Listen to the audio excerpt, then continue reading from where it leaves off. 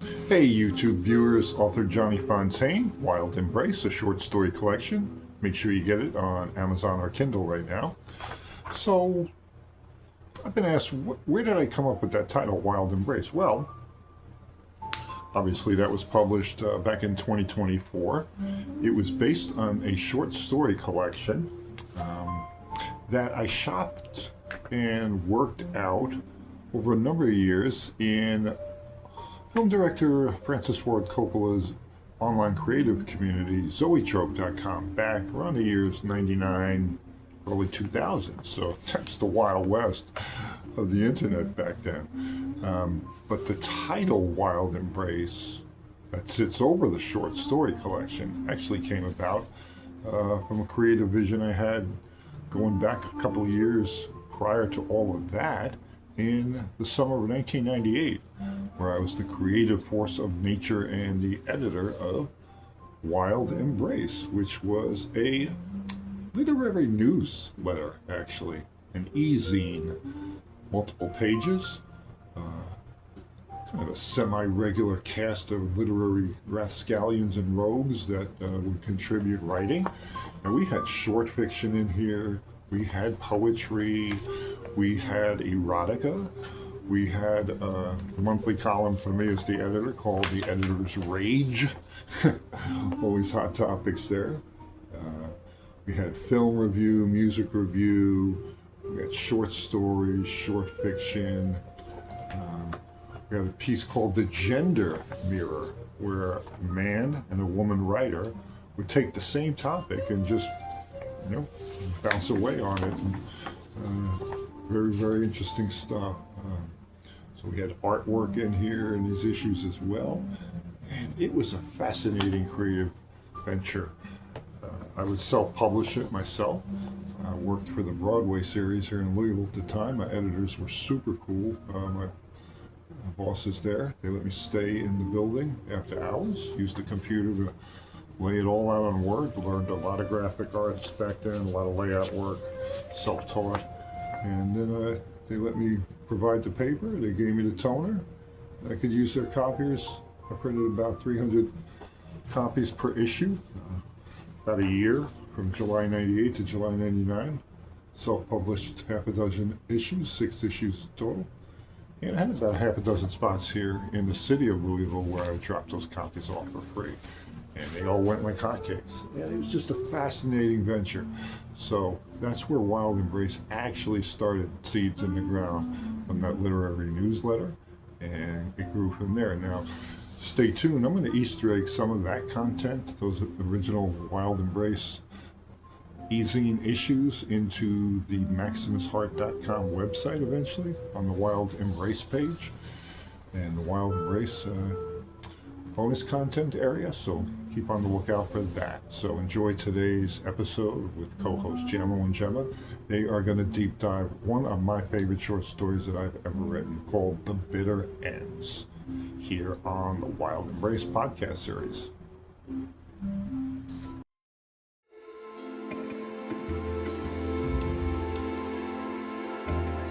A man wakes up next to a murdered woman, calmly eats a bowl of cereal, and steals her car to start a random killing spree.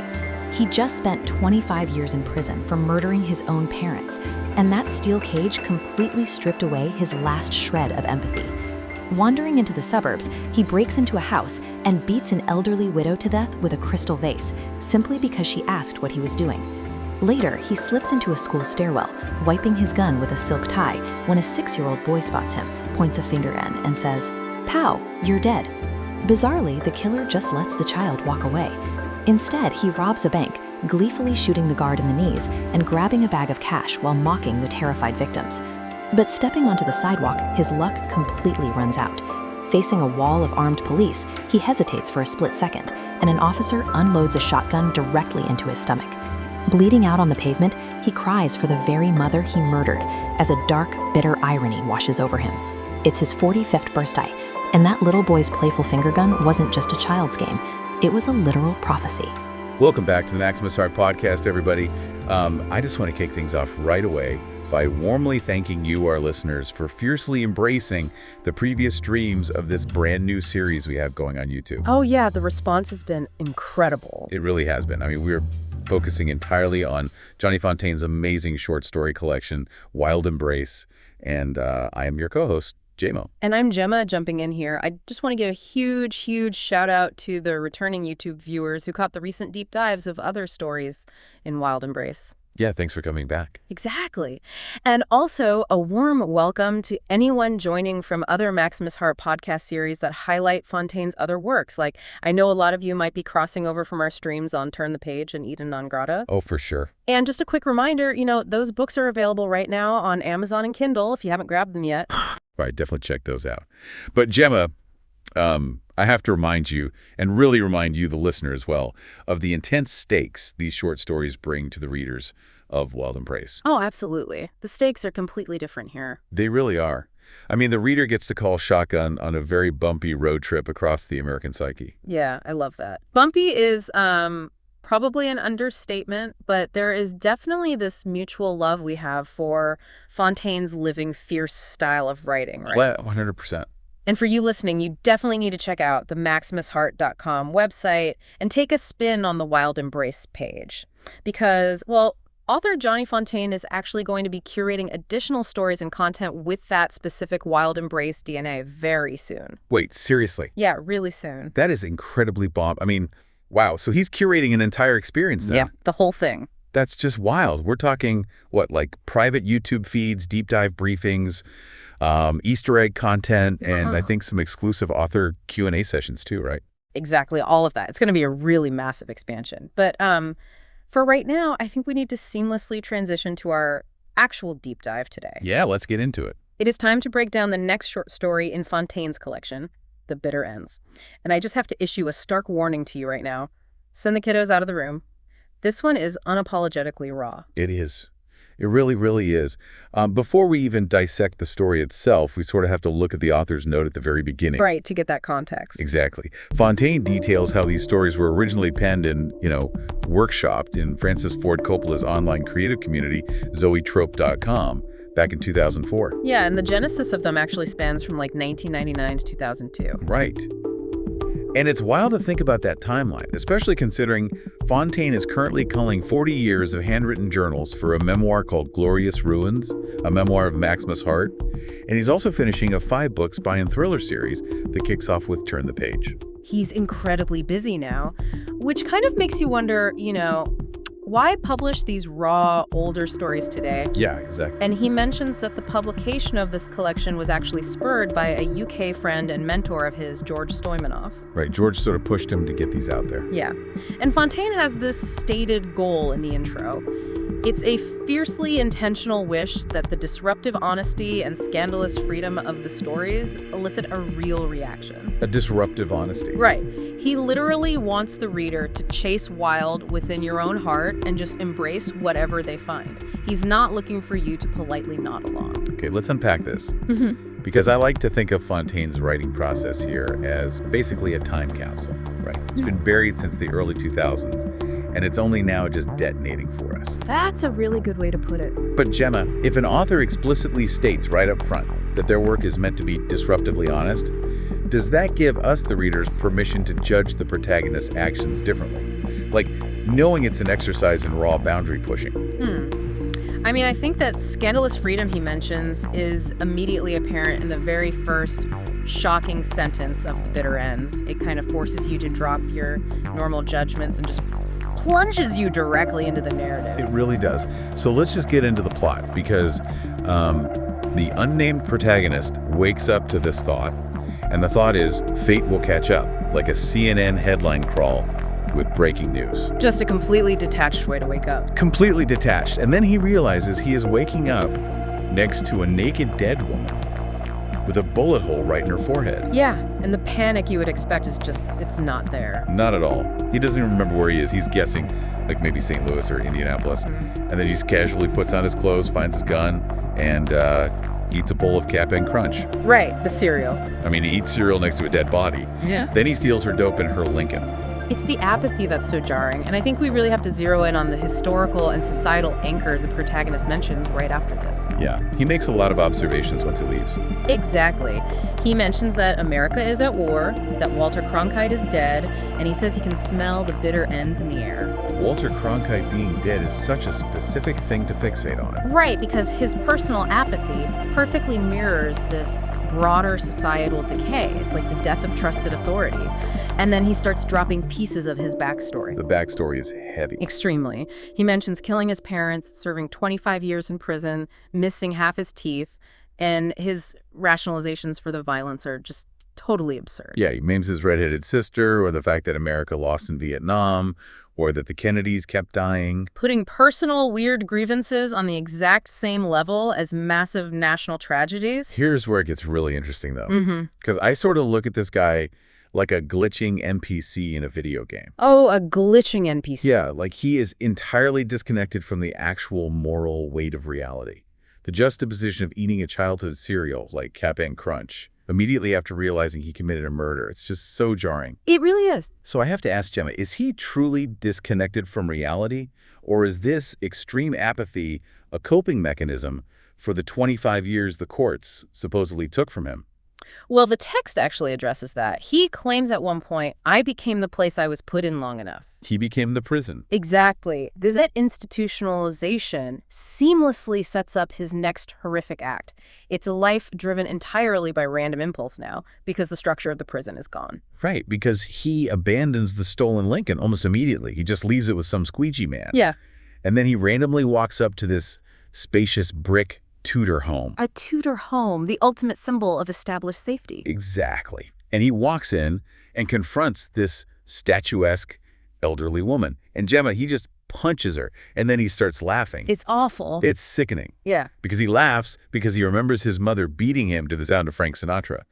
And then he brutally murders this stranger with a crystal vase. What's fascinating here is the psychological trigger. It's an absolute misfire of his brain. Yeah, it's not a robbery gone wrong. No, he completely projects his abusive mother onto this random, innocent stranger. And then we have this chilling contrast right after the violence. The contrast between mundane domesticity and horror. The laundry. Yes. He goes down and does his laundry. He watches The View on TV. He goes through her junk mail. He even commits a totally vile act over her body. Right. Before stealing her money, her jewelry, her black high heels, and a bottle of Jack Daniels. He integrates into her home after destroying her. But Gemma, there's a specific contradiction in the text right there that I have to point out. While he is beating the woman, the narrator literally claims, I have a conscience. Which sounds completely ridiculous to us. Right, because his actions are pure chaos. So is he being sarcastic, or does his definition of conscience just mean he recognizes he's doing, like, his work? I think it's the latter. His mind is just entirely fractured. He is living a moment-to-moment existence. There's no grand plan. He just does the work that his broken psychology demands. It's purely reactive. Yeah. And this lack of planning leads him right to his next stolen vehicle, which is a Cadillac, and then a bizarre detour to a place of pure innocence. This sequence had me holding my breath. He drives past a school. He just leaves the Cadillac running with the keys in it, throws an empty Jack Daniels bottle at a random dog, and walks right into a grade school. Right into the school. Whistling Hey Jude. The audacity is just staggering. It's terrifying. He sits in an empty stairwell, takes off a stolen Hermes silk tie, and uses it to clean his pawn shop .45 caliber gun. And then a 6-year-old boy walks in. This is such a profound collision of symbols. Oh, definitely. The protagonist points his loaded gun right at the child. He cocks the hammer back, and he actually starts counting down from 10 in Spanish. He's waiting for the fear. Right. But instead of panicking, the boy just makes a finger gun, pointed at him, and says, "Ow, you dead, mister." Then the kid just smiles and walks away. The symbolism here is so dense because the narrator notes earlier that the school smells of chalk and the lives of little boys and girls. Yeah, he thinks everyone is corrupt. Exactly. And the tension in this scene is built around that phrase he uses, fate doesn't ask why, but it does place a face with the name. It places a face with the name. Yes. The child acts as this bizarre mirror to the killer. The kid completely neutralizes the lethal threat with just playground innocence. I was so animated reading this part. It's exactly like a high noon Western standoff, but it is completely subverted by childhood naivety. It breaks all of his rules. It really does. And he notes after the boy leaves that there is hope of a better tomorrow in thoroughly cleaning his gun. So I have to ask, Gemma, why does the child actually survive? This is the big question. Is the killer momentarily shocked back into his own lost childhood? Or is he just totally disarmed by the kid's sheer lack of fear? I really posit that it's the lack of fear. This encounter with the boy is the turning point of his entire day.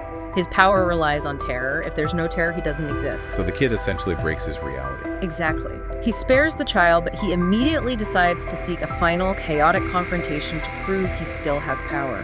Which leads him to the bank. He decides to hit a bank, which he literally calls an eccentric thought. He thinks maybe he can buy a new name, face, or soul. It's all theater at this point. Complete theater. Yeah. He salutes the American flag outside. He smiles for the security camera. And then he shoots the bank guard in both knees. Just completely unprovoked. Right. And he tells the hostages, he died so that you could live. The twisted messiah complex there is just off the chart. It is. He takes the cash, but as he's leaving, he realizes he's too late to spend the money. The police are already outside. He knows it's over. Yeah. And he faces the cops. And he specifically notices a young cop who reminds him of his father. Right, projecting his family trauma again. Always. So instead of shooting his way out, the protagonist just whistles a tune, fails to draw his gun fast enough, and is shot right in the stomach with a shotgun. If we connect this to the bigger picture, the tragic irony of his final moments is just crushing. It really is a brutal ending. He physically puts his hands into his own stomach wound. He feels his life slipping away.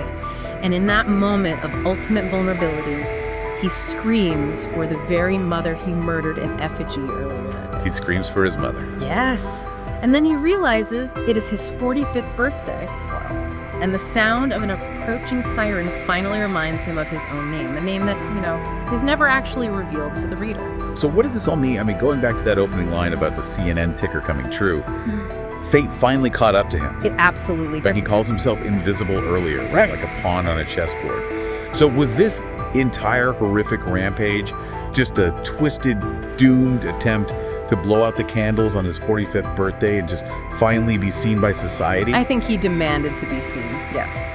But I want to leave you, the listener, with a final lingering question to ponder long after this deep dive ends. Okay, let's hear it. If the protagonist's name is only remembered by him at the very moment of his death, and only to the sound of a police siren, does identity even exist outside of our consequences? Are we anything more than the impact we leave behind? Gemma, that is, I'm breathless right now. Yeah. The way that concept reframes everything is just incredible. I mean, the story was so deeply impacting and intense, and that officially wraps up Daddy's breakdown of the bitter ends. It's a heavy one, for sure, but I urge you, the listener, to grab a copy of Wild Embrace on Amazon or Kindle right now.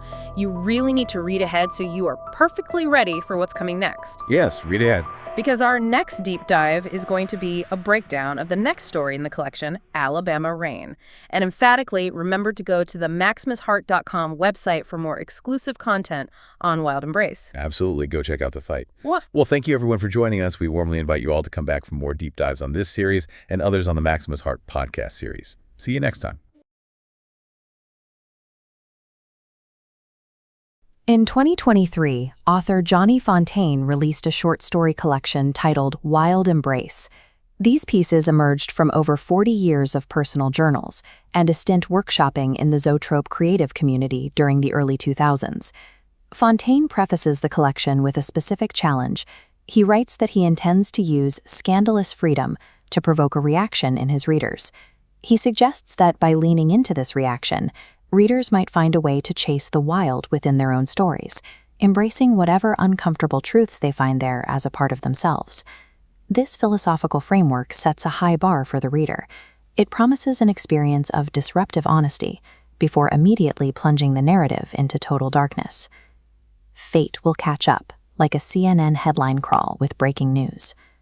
This is the opening of the story The Bitter Ends. A man wakes up in an unfamiliar room next to a dead woman. He notes the black seared bullet hole in her forehead and finds he has no memory of her.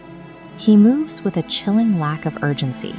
He finds his gun, eats a bowl of Cap'n Crunch, and leaves the apartment in the victim's car. The narrator displays a total sociopathic apathy. This creates a difficult question. How does inhabiting such a bleak perspective lead back to the author's promise of scandalous freedom? To find the truth Fontaine claims is hidden here, we have to look past the gore and analyze the specific historical and personal failures that created this character. The narrator operates as if his life is a foregone conclusion. He views his own actions with the same detachment as a news ticker, waiting for the inevitable moment fate collects its due. His history is a checklist of erasure. He lost 25 years to a prison system that he believes was the only logical destination for a child raised by an abusive mother. He frames his individual violence within a broader American collapse. He cites the loss in Vietnam and the constant drumbeat of the Kennedys dying as proof that apathy is the only rational response to the world.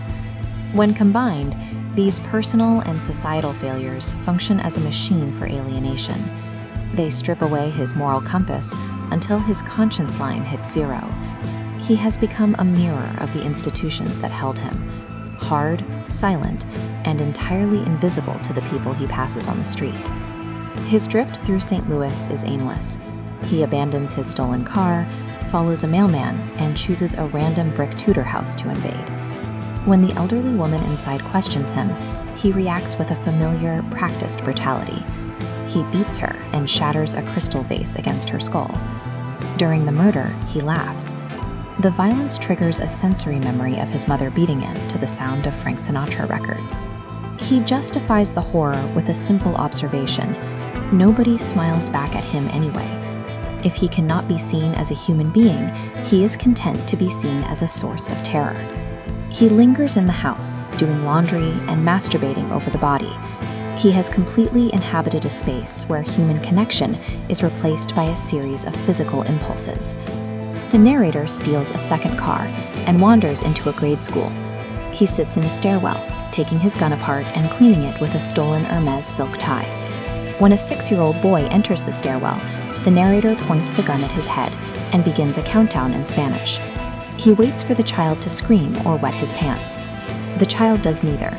He mimics the narrator, making a gun with his fingers, saying, "Pow, you dead, mister," and walking away with a smile. In this moment, the protagonist's only remaining power, the ability to inspire fear, fails. The child treats the loaded weapon with the same casual familiarity as a television screen or a playground game. This lack of reaction leaves the killer isolated in a vacuum. Even his most extreme actions are swallowed by the overwhelming absurdity of his environment. His final act is an impulsive bank robbery. He claims he wants the money to buy a new face or a new soul, though he realizes he is far too late to spend it. He executes the guard to make himself clear to the hostages and walks out onto the sidewalk to find the first police officer waiting for him. He doesn't draw his weapon quickly enough. A shotgun blast hits him in the gut, and he collapses, finally feeling the heat of his blood. As he lies on the pavement, he remembers it is his 45th birthday. The headline he predicted at the start of the day has finally arrived. His life ends on a trajectory of total self-destruction. He dies as he lived, a pawn on a chessboard who finally ran out of moves. Looking at this story, we can see why Johnny Fontaine views this kind of writing as disruptive honesty. This Venn diagram highlights the space between curated life and uncurated darkness. Fontaine's work exists in this intersection. The wild is the capacity for these thoughts. He explores a character stripped of humanity, serving as a stress test for our empathy and understanding of boundaries. Ultimately, Fontaine's scandalous freedom is the freedom to acknowledge that these dark impulses are a part of the human experience. Embracing that realization is the first step toward the wild honesty he challenges his readers to find within themselves.